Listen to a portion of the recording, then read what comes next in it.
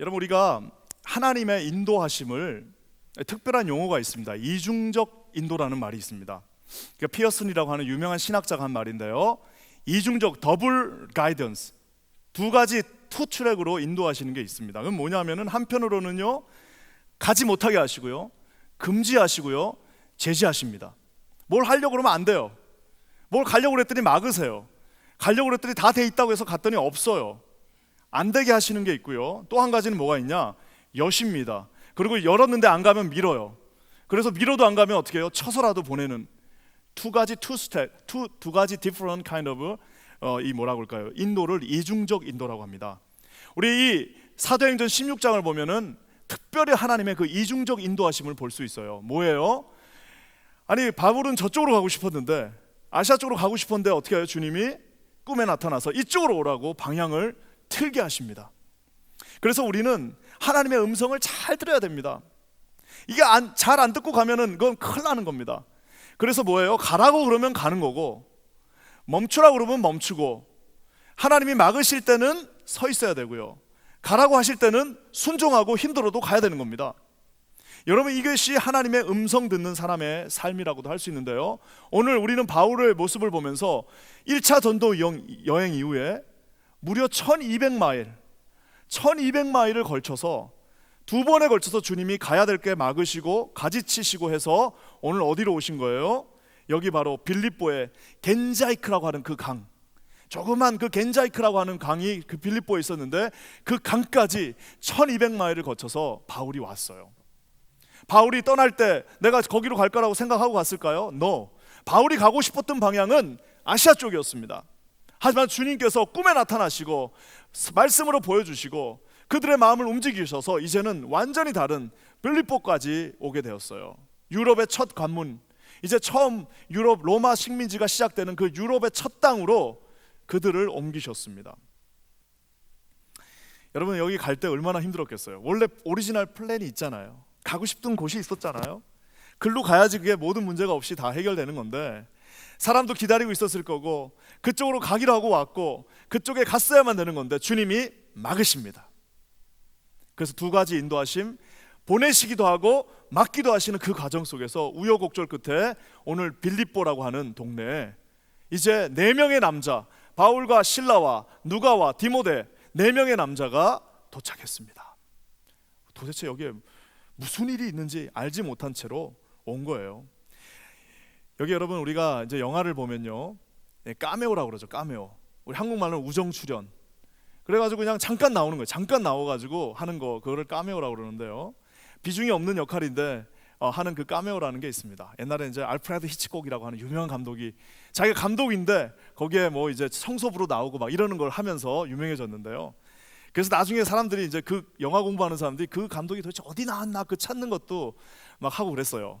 자, 이렇게 비중이 하나도 없는 사람들이 잠깐 나오는 거를 이제 까메오라고 그럽니다. 근데 중요한 거는 오늘 이 16장 말씀에 전혀 중요하지 않는 세 사람을 누가가 아주 의도적으로 집어넣어 놓습니다.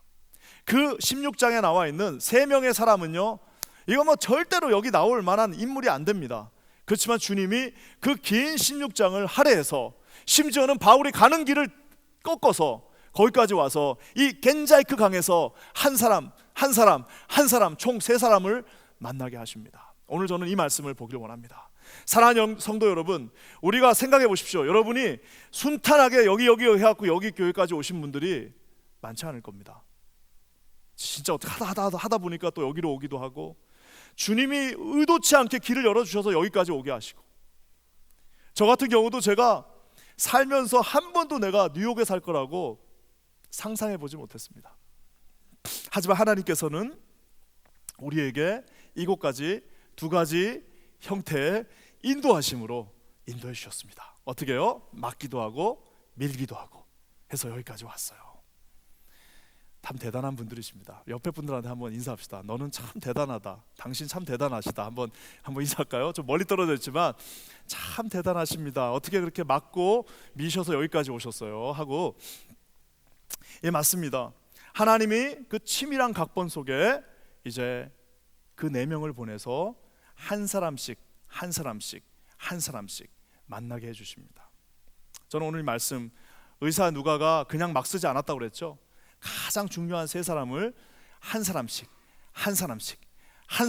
거기다가 집어넣습니다. 오늘 그 말씀 한번 봤으면 좋겠어요. 먼저 여러분이 첫 번째 나오는 한 사람이 있는데요, 이 한 사람은요 다 가진 아주 최선의 the best person입니다. 우리 한번 14절 말씀 한번 다 같이 읽어볼게요.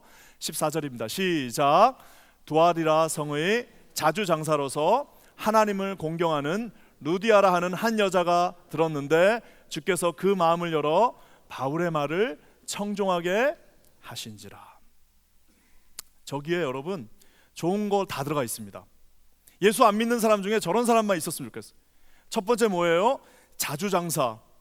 자주장사는 당시에 그냥 여기 노점에 하는 그런 비즈니스 아닙니다. 어떤 비즈니스? 아주 그냥 우리로 치면 커다란 아주 양복점입니다.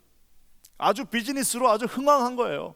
돈이 많은 겁니다. 그리고 아주 자주장사는 당시에 수입품이었기 때문에 저쪽 실크로드 말 그대로 수입해 온 거기 때문에 저거는 엄청난 거죠. 그거를 비즈니스 하는 여성이었어요. 근데 비즈니스 하는 것도 감사한데 하나님을 공경하고 있다라고 얘기하고 있습니다. 물론 저 하나님이 예수 그리스도는 아닙니다.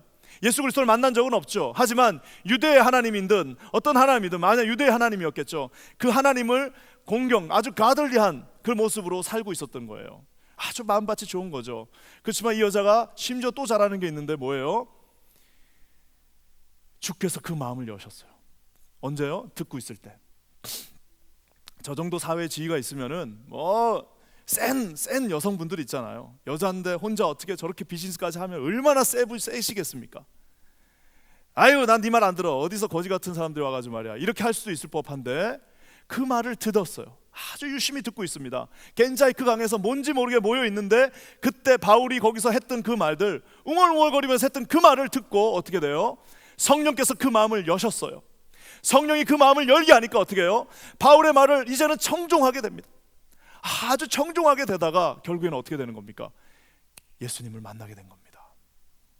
사랑하는 여러분, 세상에 만약 교회에 저런 분들만 있으면 얼마나 좋겠습니까? 예수를 믿었는데 처음부터 왔는데 하나님을 공경하는 사람입니다. 깨끗하게 살고 있어요. 처음부터 아주 마음밭이 좋고요. 처음부터 그냥 뭐라 그럴까요? 아주 그냥 풍성한 마음으로 있는 사람들만 있으면 얼마나 좋겠습니까? 그런데 교회에 가끔 이런 분들이 많이 있습니다. 우리 퀸자아닌 교회도 이런 분들이 너무 많아요. 제가 와가지고 지난 이제 9개월 정도 되나요? 9개월 됐나? 내가 얼마나 됐는지도 모르겠는데 한 9개월 돼간 것 같습니다. 9개월 돼가고 있는데 참 좋은 분들 여기서 많이 만났습니다. 내 삶을 살면서 우리 삶이 얼마나 길겠습니까마는 그 삶 가운데서 이렇게 좋은 분들 여기서 만나고 축복하게 하신 것이 얼마나 감사한지 모르겠어요. 자, 근데 여러분 이 루디아라고 하는 사람은 이런 어떤 사람이에요? 진짜 우리로 치면 이렇게 스펀지 같은 사람. 이게 스펀지 같은 사람이 있어요. 어떻게 해요? 뭔 일이 있다가도 거기만 가면은 쓱 스며드는 사람이 있습니다. 뭔 일이 있다가도 거기만 가면 뭐가 딱 중단돼. 싸우다가도 거기 앞에 가면 중단되고 그 앞에 가면은 기쁨이 넘치고 하는 사람이 있습니다. 오늘 이 여인이 그런 사람이에요.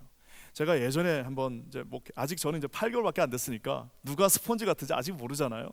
최소한 3년은 있어 봐야죠. 처음에야 뭐 다 좋죠. 근데 제가 예전에 있었던 교회에 제가 그때 38 정도였는데 잠깐 담임으로 갔습니다.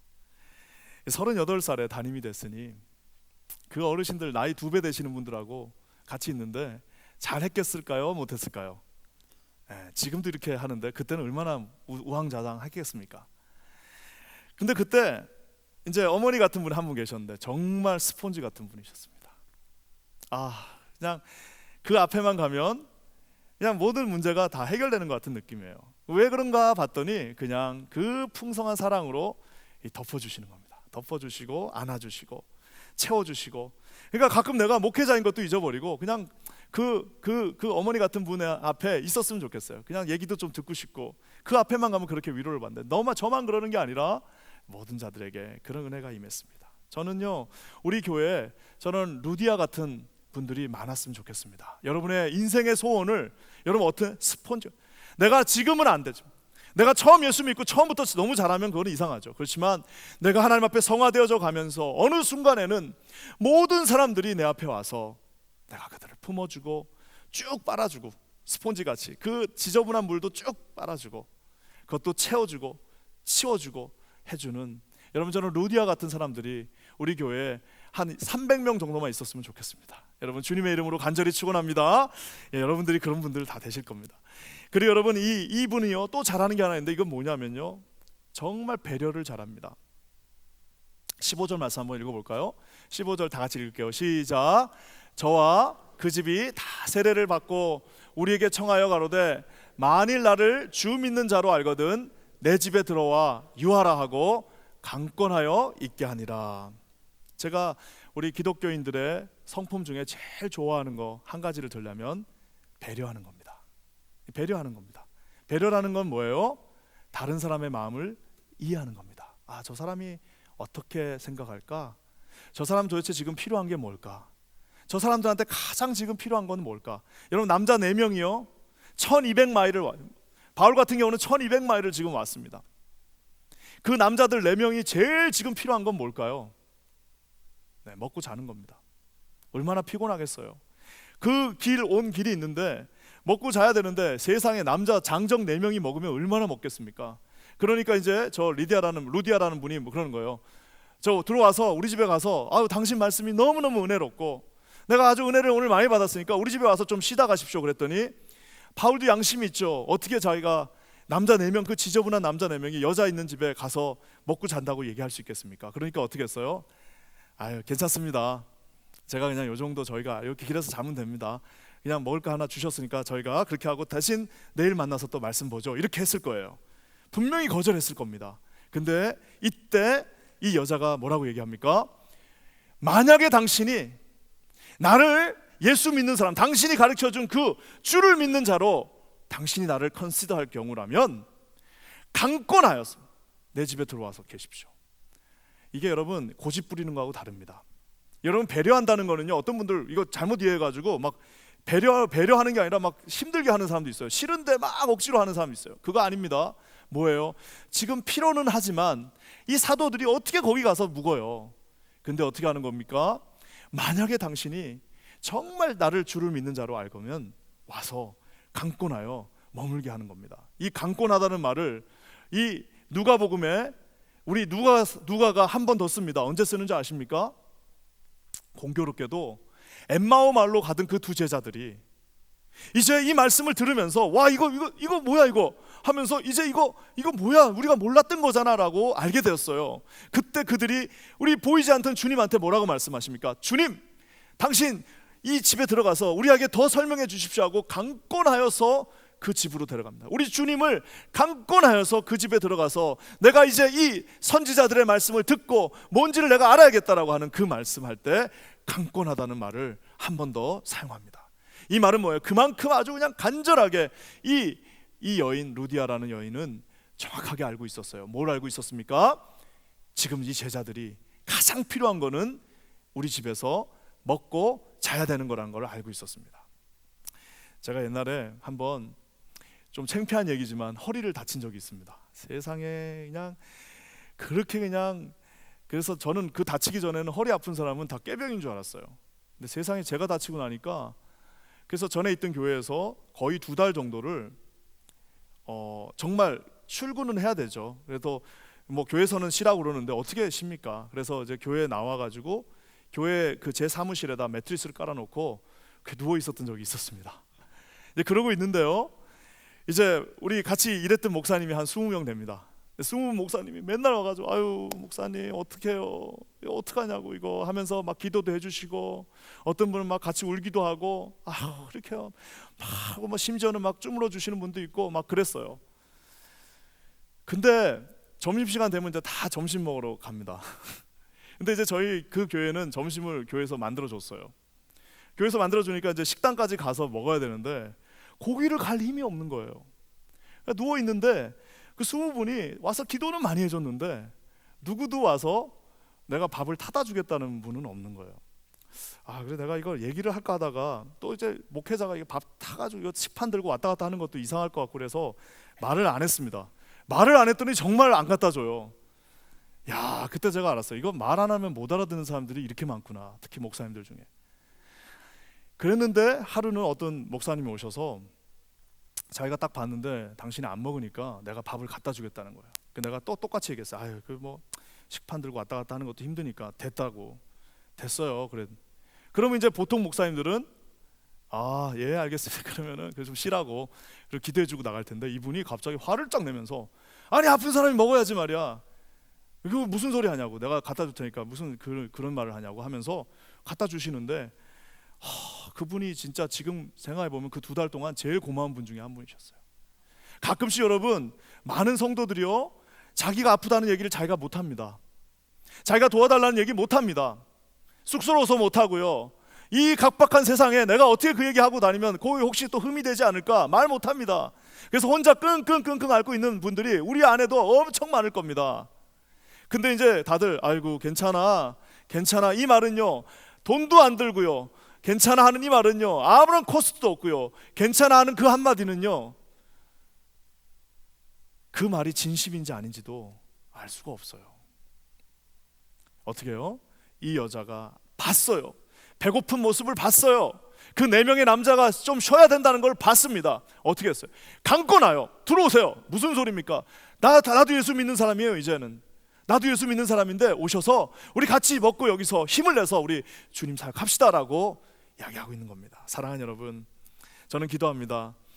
하나님께서 우리 교회에 이렇게 서로를 배려할 수 있는 마음들이 있었으면 좋겠어요. 저도 이게 약합니다. 좀 알고 싶은데 잘 안 보여서 실수할 수도 있어요. 하지만 하나님께서 우리 공동체에 이 마음을 주셔서 저는 여러분을 이해하고 여러분은 저를 이해하고 또 여러분들 이렇게 서로 이해하고, 장로님은 권사님을 이해하고 권사님은 집사님들을 이해하고 서로의 그 배려함으로 채워줄 수 있는 그런 하나님의 교회가 되기를 주님의 이름으로 간절히 축원합니다. 그러니까 여러분, 얼마나 큰 축복을 주십니까? 하나님이 어떤 축복을 주세요? 모든 집이 다 세례를 받았다고 얘기하고 있습니다. 온 집이, 그 집에 속해 있는 종까지 다 세례를 받았어요. 세상에 남자 4명 재워줬더니 그 집에 모든 사람들이 다 세례를 받으면서 어떻게 된 거예요? 다 예수를 믿어졌는데, 자, 이 예수를 믿고 여기에 이제 첫날부터 모임이 시작된데, 그 교회가 어떤 교회입니까? 바로 유럽의 첫 번째 교회가 되는 영광을 그 집에서 이 루디아라고 하는 여인이 자기가 갖고 있는 거 풀었을 때 쓰여졌다라는 사실입니다. 사랑하는 여러분, 많은 사람들이 물어요. 우리가 어떻게 하면 전도할 수 있습니까? 간단합니다. 전도할 수 있는 제일 좋은 방법은요, 저렇게 루디아처럼 갖고 있는 거를 풀면 됩니다. 하나님이 여러분에게 좀 더 주신 거를 풀면 돼요. 돈을 주셨으면 돈을 풀면 됩니다. 한 번도 안 만나자고 그랬는데 갑자기 만나가지고 예수 믿어 이렇게 하는 것보다, 야, 우리 오랜만에 한번 저기 고급집에 한번 가서 밥 한번 먹자. 갈비 좋아하니까 내가 갈비 2인분 내가 점심 콤보로만 사줄게. 그렇게 해가지고 만났어요. 만나가지고 그래도 먹이고 잘 먹고 나서 기분 좋을 때, 혹시 이제 그 정도 방황했으면은 너도 나이도 있는데 교회 한번 가보자. 우리 킨자님 교회 가면 요즘 수련회도 갔다 와가지고 KCQ가 하면 다 된다더라. 그런 말도 요즘 있어. KCQ 하면 다 된다. 이게 뭔 말인지 수련회 갔다 오신 분들은 알죠? KCQ 하면 다 된다더라. 한번 가보자. 이렇게 얘기하는 게 여러분 다릅니다. 오늘 이 루디아라고 하는 이 여성은요, 하나님이 그 손에 들려주신 거를 가지고 사용했습니다. 나중에 여러분, 우리가 훗날 우리 인생이 마칠 때 우리의 사명을 어떻게 하면 제일 감당할 수 있을까요? 우리가 수련회 때 들은 말씀처럼 어떻게 하면 그 달란트를, 주님이 주신 그 탤런트들을 땅에다 묻지 않고 어떻게 하면 다 완전히 사용할 수 있을까요? 제일 잘 사용한 건 뭐예요? 주신 달란트를 다 쓰는 겁니다. 하나도 남김없이 주님 앞에 다 쓰는 겁니다. 만약 그 탤런트가 말을 잘하는 거면 가서 말을 하십시오. 만약 그 탤런트가 힘이 센 거면 가서 좀 교회 나와갖고 힘을 써주세요. 만약 그 탤런트가 남들보다 좀 더 재물을 더 주셨다면 그 재물을 우리 주님을 위해서 쓰시면 되는 겁니다. 남들보다 더 젊음이 있으면 그 젊음을 주님 앞에 드리면 되는 거예요. 그냥 좀 더 남들보다 더 갖고 있는 것, 나는 남들보다 얼굴이 좀 잘생겼어, 그러면 나와서 안내 보시면 되는 거예요. 나는 운전할 줄 알아, 그러면 여러분 운전하면 되는 거고, 하나님이 주신 것을 주님을 위하여 넉넉하게 쓰는 것입니다. 참 안타까운 분들이 있습니다. 그 많은 것들을 쓰지 않고 가는 분이 있어요. 그 많이 두 손에 그렇게 꽉꽉 쥐어 주셨는데 하나도 쓰지 않고 그냥 가지고 있다가 자식들한테 다 주고 간다 라고 생각하시는 분들도 있습니다. 하나님이 여러분에게 은사와 은혜와 선물들을 주셨습니다. 어떻게 해요? 하나님 앞에 다 그 쓰고 가는 겁니다. 저 여자가 만약에 아유 우리 집 얼마나 인테리어 깨끗하게 해놨는데, 아이고 우리 집에 저 거지 같은 사람 4명 들어오면 얼마나 지저분해지고, 아이고 또 사람들은 수덕수덕거리지 않을까? 그랬으면 여러분 이런 일은 일어나지 않습니다. 어떻게 해요? 과감하게 그 집을 오픈하고 들어와서 우리 같이 먹고 자고 여기서 하나님 일합시다. 가지고 있는 것을 풀었습니다. 저는 기도하기는 이런 루디아와 같은 사람들이 우리 교회에 많아지기를 주님의 이름으로 간절히 축원합니다. 하나님이 여러분 이 샘물의 법칙이라는 게 있습니다. 우물물은 파면 팔수록 나와요. 주신 은혜 달란트는요 쓰면 쓸수록 주님이 어떻게 해요? 여기서 갖다 주신다고 말하고 있습니다. 여러분이 만약에 뭐 예를 들어서 노래를 잘해요. 그러면 여러분 어떻게 해요? 우리 찬양대에 계속 하면 할수록 주님이 더 부어주신다고 말하고 있습니다. 내가 조금 시간이 많아요. 그러면 여러분 하나님 앞에 시간을 드리십시오. 그러면 하나님이 더 많은 시간을 주실 겁니다.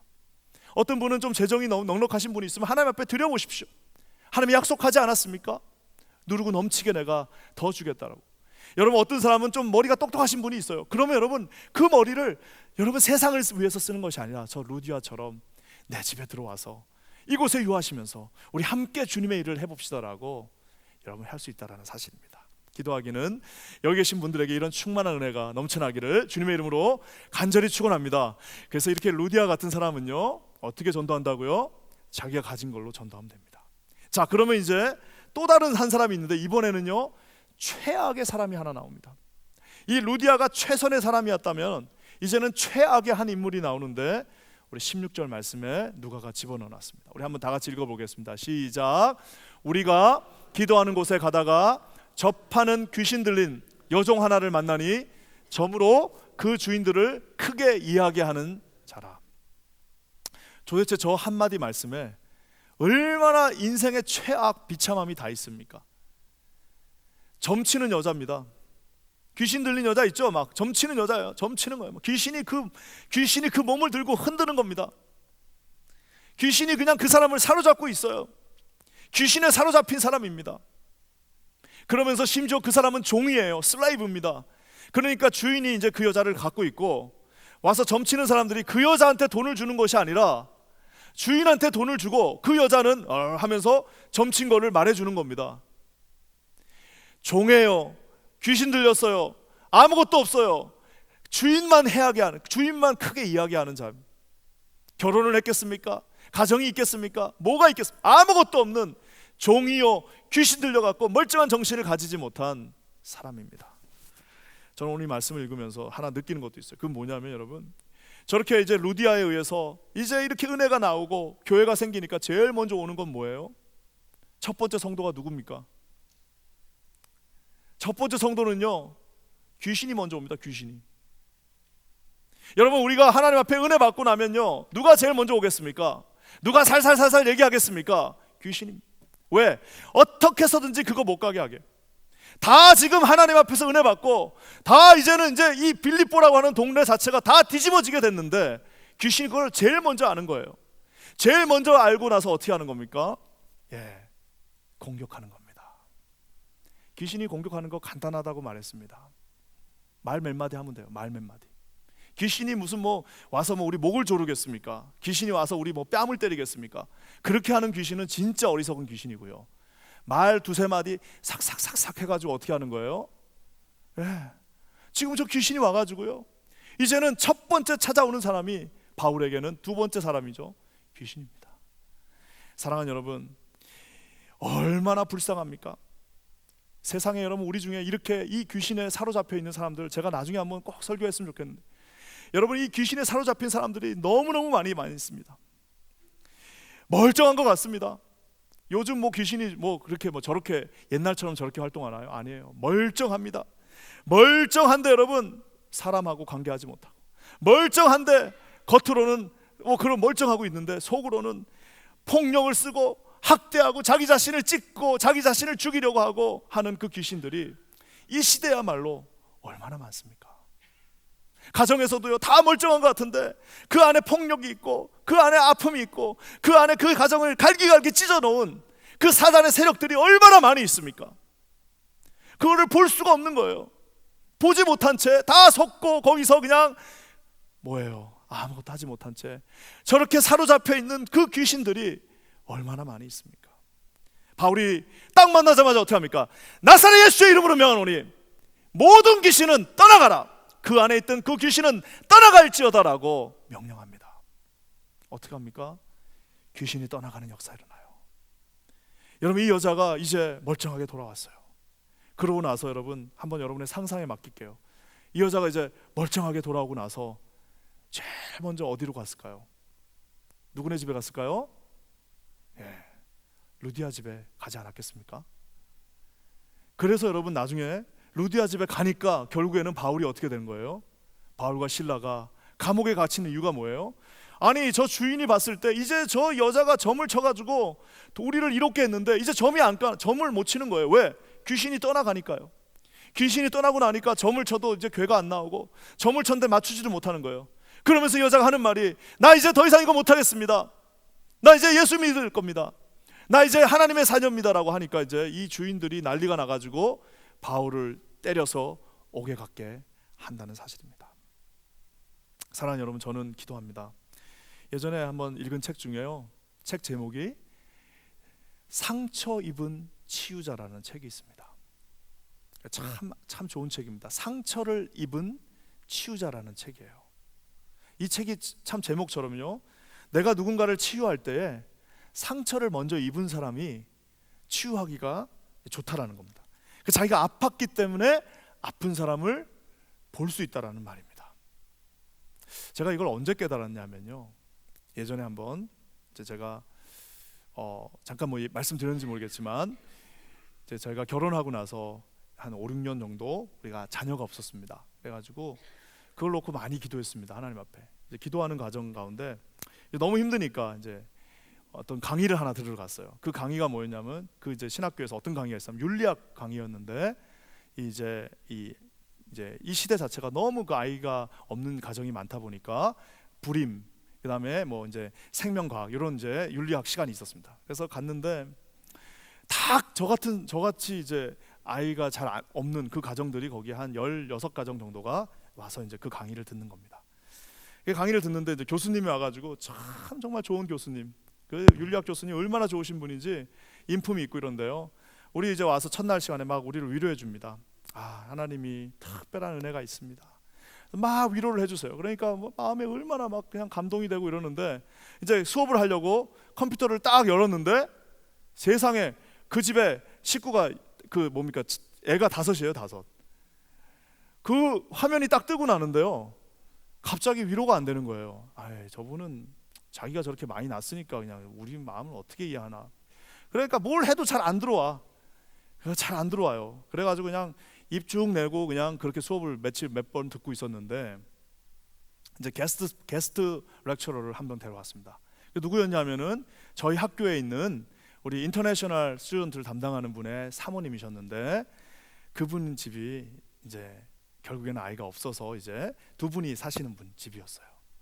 오셔가지고 이제 첫날 수업에 딱 들어왔습니다. 그래서 우리 다 이렇게 앉아 있는데 이제 교수님이 인트로덕션 하니까 이 여자분이 나와서 이제 수업을 진행하는 거예요. 나와서 딱 한마디 했습니다. 딱 한마디 하니까 저를 포함해서 모두가 다 울음바다가 됐습니다. 딱 와서 한마디 뭐 했냐면은, 여러분, 제가 여러분을 이해합니다. I understand you. 내가 여러분들이 어떤 생각 갖고 있는지 다 알고 있습니다. 그랬더니 갑자기 저도 그냥 갑자기 눈물이 뻘떡 나는데 우리 아내도 그렇고 거기가 그냥 다 그냥 눈물바다가 됐습니다. 여러분, 이게 뭘 말하는 걸까요? 여러분, 누군가가 자기를 이해해 줄 수 있는 게 가장 좋은 건 뭐냐면 그 사람이 그 길을 갔던 사람입니다. 나중에 여러분, 이 누군가가, 이 여자가, 이제 이 상처 입었던 이 여자가 이제 이제 루디아 그 교회에서 이제 처음에는 그런 귀신 들렸던 모습으로 왔으나 시간이 지났는데 계속 그러고 있었을까요? 아닙니다. 하나님이 치유하여 주시고 하나님의 말씀이 들어가니까 그에게도 지혜가 생기고 하나님의 말씀이 들어가니까 나중에는 이제 집사되고 권사돼서 이제 그 교회에서 이제 아름다운 중직으로 성장해 나갈 때에 누군가가 또 이제 그냥 집에서 쫓겨난 그런 사람들이 왔을 때 루디아가 그 여자를 이해할 수 있겠습니까? 바울이 그 여자를 이해할 수 있겠습니까? 누군가 상처받고 집에서 폭행에 맞아갖고 온 사람이 만약에 여자가 있었다면 그 여자를 가장 잘 이해할 수 있는 사람은 누굴까요? 바로 오늘 이 귀신 들린, 귀신으로 점치는 여자였을 것입니다. 사랑하는 여러분, 저는 기도합니다. 여러분의 상처가요, 여러분 아마 상처받으신 분도 있을 겁니다. 어렸을 때 다리를 자라면서 상처받으신 분이 있을 겁니다. 그 상처를 그대로 놔두면요 어떻게 되는 거예요? 그 상처 똑같이 또 누군가를 상처 줄 겁니다. 상처받은 그대로 똑같이 누군가를 찌를 거예요. 하지만 오늘 이 말씀처럼 예수 그리스도의 이름으로 그가 다시 하나님 앞에 회복되어지고 예수 그리스도의 이름으로 그가 다시 능력을 얻게 된다면 그 상처야말로 누군가를 회복시켜주는 가장 아름다운 선물이 될 것입니다. 얼마 전에 책 제목 보니까 상처가 큰 만큼 잘 치료한다, 그런 책도 있더라고요. 사랑하는 여러분, 얼마 전에 우리 여기 미랄 오셨던 그 정찬욱 교수였나요? 야, 그분 되게 재밌죠. 그분이 비슷한 말도 했어요. 상처가 극복되지 않으면 똑같이 계속해서 그 일을 나중에도 진행하는 겁니다. 그래서 여러분, 우리가 하는 말들도 되게 중요합니다. 우리 자녀들이요, 우리가 들은 말 그대로 하게 돼 있습니다. 우리가 들은 말 나중에 우리 자녀들이 그대로 하게 될 텐데, 여러분 나중에 우리 자녀들이 어떤 길을 갈지는 우리가 하는 말과 우리가 하는 생각을 그대로 하게 되는데요, 우리 중에 아마 좋은 부모 밑에서 자라지 못한 분들도 계실 겁니다. 그냥 욕하고 이런 부모 밑에서 자란 분들도 있지만, 여러분 그랬다 할지라도 우리 때에서 끊어야 될 거 아닙니까? 어떻게 해요? 예수 그리스도의 이름으로 그 상처가 반드시 치유함을 받을 수 있습니다. 저는 기도하기는 우리 킨즈 아닌 교회 어떠한 죄악이, 어떠한 귀신 들린 자라도, 어떠한 부족한 자라도 이곳에 들어와서 하나님의 앞에서 회복되어지는 역사가 일어나고, 그 회복되어질 뿐만 아니라 그분이 나중에 누군가에게 어떻게 해요? I understand you, 내가 너를 이해합니다. 여러분, 이렇게 할 수 있는 저와 여러분 되시기를, 그 한 사람이 되시기를 주님의 이름으로 간절히 축원합니다. 그래서 여러분, 아까처럼 루디아처럼 많은 것을 가진 것으로도 전도할 수 있지만요, 여러분이 받은 그 상처로도 전도할 수 있습니다. 뉴욕에 얼마나 상처받은 사람이 많겠습니까? 왔을 때에 저도 비슷한 상황에 있었습니다. 저도 영주권 때문에 너무너무 힘들었습니다. 저도 우리 애 때문에 너무너무 힘들었어요. 저도 저 남편 때문에 너무 힘들었는데, 하지만 예수님을 믿고 나니까 주님이 이렇게 축복해 주십니다 라고 얘기하는 그 한마디가요, 가장 강력한 한마디일 것입니다. 우리 교회에 그렇게 또 사람들을 인도하는 자들 있기를 주님의 이름으로 간절히 축원합니다. 그래서 마지막 또 한 사람이 있어요. 이 한 사람 누구냐? 바로 간수입니다. 23절 24절 말씀 한번 다 같이 읽어볼게요. 시작. 많이 친 후에 옥에 가두고 간수에게 분부하여 든든히 지키라 하니, 그가 이러한 영을 받아 저희를 깊은 옥에 가두고 그 발을 착고에 든든히 채웠더니. 먹고 살기 위해서 뭐든지 다 하는 사람입니다. 그러니까 냉혈린이죠. 나는 참 신기한 게, 이 사람이 가족이 있었어요. 나중에 가족이 다 구원받는데, 지금 저 사람이 하는 일이 뭐냐면요, 이제 와서 때리는 겁니다. 그냥 로마에서 대충 때리나요? 그냥 무자비하게 때려가지고 거의 반 죽여놓고 집에 가서는 또 뭐예요? 아빠 왔어. 여러분, 이겁니다. 이게 인생입니다. 그냥 가서 그냥 때리고 폭력을 쓰고 막 주먹으로 이빨을 부러뜨리고 해놓고는 이제 집에 가서 뭐예요? 아빠 왔어. 저는 이 말씀을 읽으면서 정말 이 시대에 우리 아버지들 모습도 보는 것 같아요. 그냥 살기가 그렇게 쉽지가 않잖아요. 나가가지고 정말 뭐라도 다 해야 되는데 또 집에 가는 또 가족들이 있는 거예요. 이런 그런 모습으로 사는 사람들이 정말 많습니다. 나중에 이 사람이 어떻게 합니까? 일단 풀려나니까 나중에 자살하려고 그러죠. 왜 자살하려고 그랬겠어요? 자기가 살아있으면 그 모든 죄가 자기 가족한테도까지 가니까 차라리 내가 죽고 나서 내 가족이라도 살자 그러면서 자살하려고 하는 걸 어떻게 합니까? 바울이 자살하지 마세요, 몸을 해하지 마십시오라고 하면서 우리가 여기 있다라고 얘기하지 않습니까? 우리 시대의 아버지들입니다. 얼마나 발버둥치고 가족들을 위해서 최선을 다하지만 뭐예요?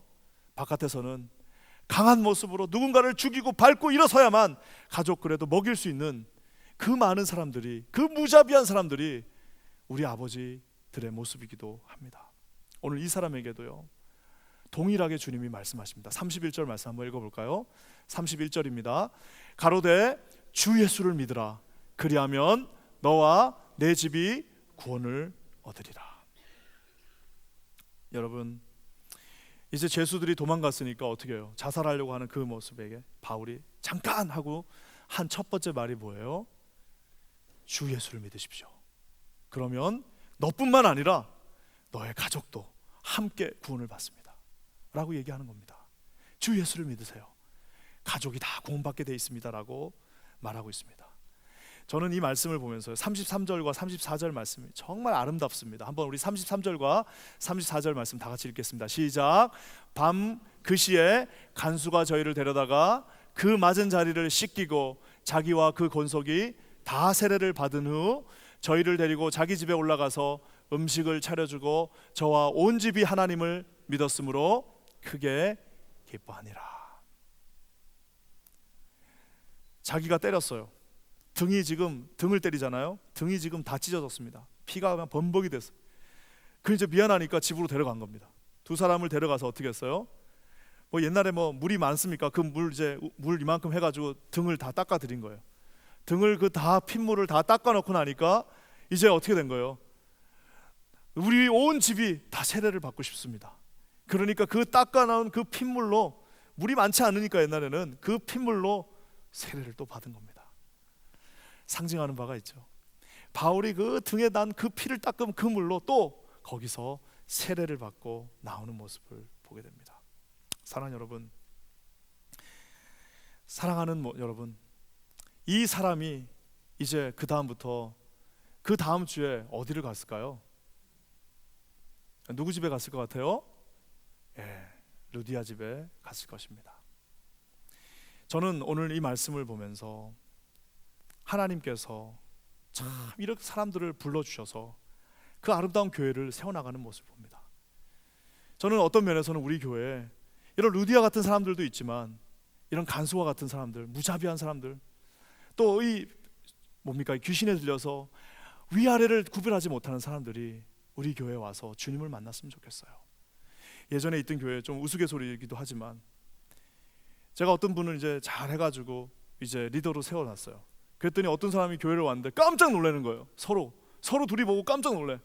왜 이렇게 놀랍니까? 그랬더니 옛날에 클럽에서 옛날 놀 때 만났던 사람들이야. 얼마나 여러분 아름답습니까? 클럽에서 놀면서 만났는데 결국에는 나중에 교회에 와갖고 같이 직분자가 된 거예요. 세상에 여러분 이거보다 더 아름다운 간증이 어디 있습니까? 여러분, 우리가 정말 처음에 교회 문을 들어왔을 때는 부족함이 있고 연약함이 있고 찢어지는 것이 있다 할지라도 그들 삶 가운데 하나님께서 만져주셔서 하나님의 사람으로 변화된, 여러분 그 교회가 바로 어떤 교회예요?